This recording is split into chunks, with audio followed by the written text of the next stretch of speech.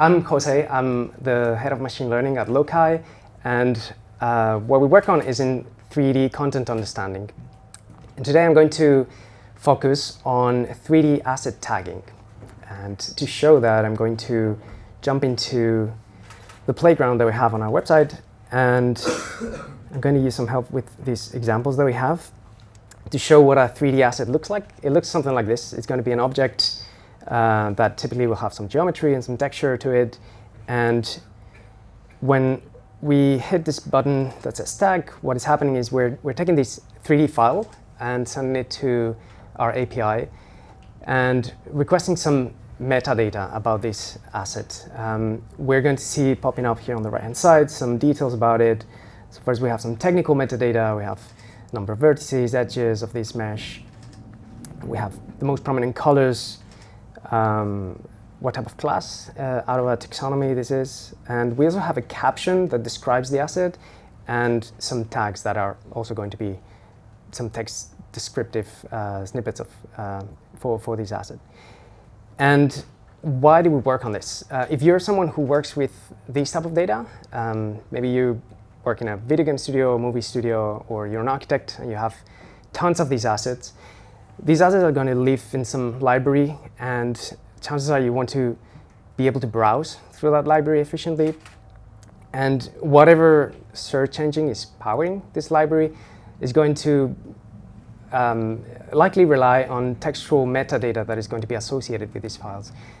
So you can do this manually and go through all your assets one by one, or the alternative that we have is to send that through the endpoints that we make available, and you get back this this information as a JSON file that can be used to pick up this data, and it can be plugged into some search infrastructure. We provide this as an API, as I said.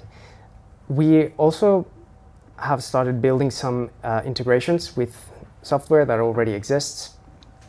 This is an example for an architecture software, SketchUp, which contains hundreds of these assets. And if we click through these ones, you can see that under these attributes, there is no information because these assets haven't been labeled properly. So we build this small integration that we can use to pick up all of these assets and send it to our API for processing. And this is not only useful for searching, by the way, and sometimes it's even a requirement. And particularly for architecture, these assets will go through some review pipeline, and they need to be correctly described, and they need to be labeled for you to know what is in that project. And once we're done analyzing these assets, we can go back to the same assets and look at the attributes that have been plugged in. These are the same tags that I was showing before. It's just that they're correctly inserted in the right place for this software. Okay, so this is an overview of what we build.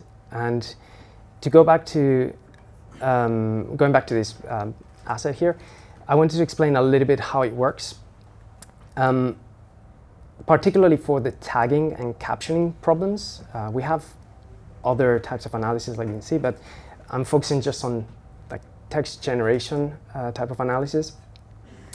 What we build is a 3D encoder that can pick up this asset, analyze it, and compress it into a latent representation that then can be picked up by a language model to generate tags or caption or something else.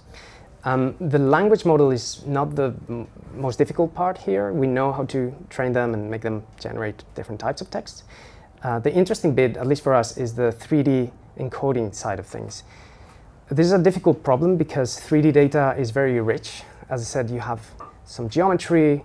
There will be some texture describing the color of this asset, but also the roughness of the surface, how the light reflects on it.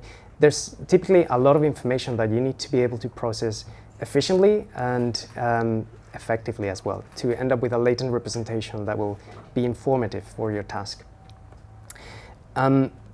There is typically no canonical way to do this, and to have a model that can do this for any type of asset is not straightforward. to give you an idea of the different types of representations that you can go for, one way to represent a 3D asset is to view it as a point cloud.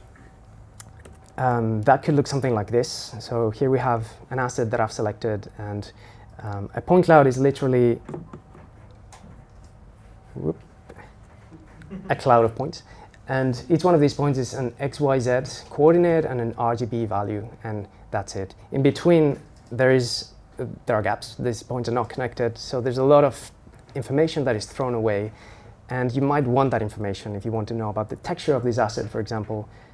If I zoom out, I struggle to tell if this is hairy, for example, or if it's a smooth surface. It's difficult to tell with that representation, but it can be passed through a neural network easily, at least. Another problem you can run into is you can have too few of these points, and then you can barely tell well, you can't tell what this is, actually. An alternative is, well, can we just take an image of it? We can render it and view it in 2D, and then you do get a lot of information about this. You can tell it's not hairy, you can tell it's probably ceramic. So one good question here is, can we just GPT our way through this problem? And yes, you can to a good extent you can, but it has pitfalls. I won't show how that works, but it will tell you this is some sort of sculpture. To demonstrate what the pitfalls can be, I can pull this up. I've revealed there something, but we can pass it through the Loci API to request some tags and a description of what this asset is. And as you probably would have told already, there will be some tags that say that this is a pot. It says tiger planter, planter, animal planter, etc. And that is because we've allowed the API is looking at the entirety of the asset, not just a view of it. You can run into occlusions when you view it just from a single angle. And so this is what we're building, an encoder that can process the geometry and the texture effectively. Today we're working on these sort of problems.